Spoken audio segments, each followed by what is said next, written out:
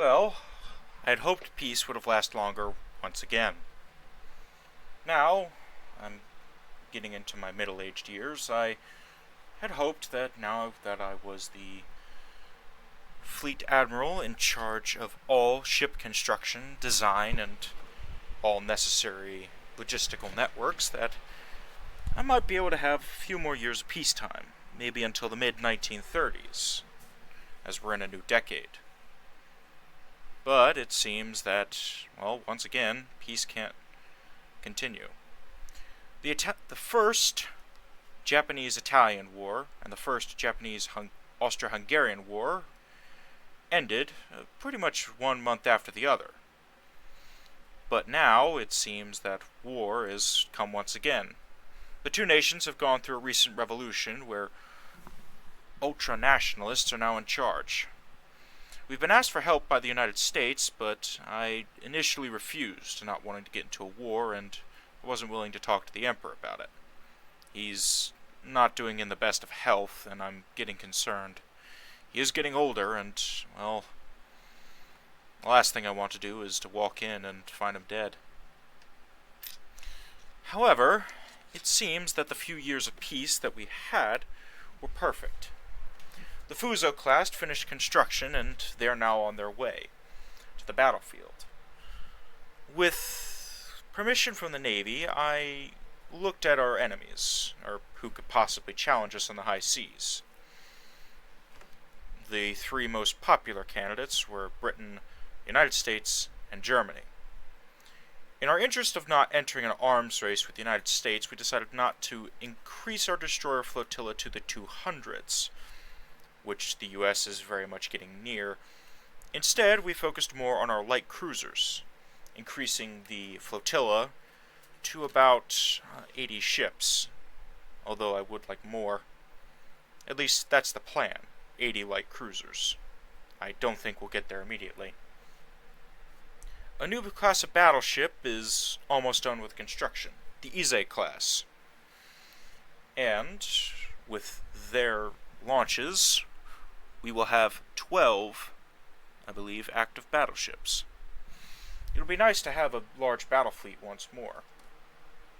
Although, I can't even remember how many classes of battleships we have out. It's a lot to keep track of. And, quite frankly, I've been busy with a new design. Tell me, dear reader, if and whenever I decide to ever publish these journals, and even to myself, I asked myself, that captain, so many years ago, well, perhaps I can't remember what battle it was. Let me check my notes here. The Battle of Port Arthur.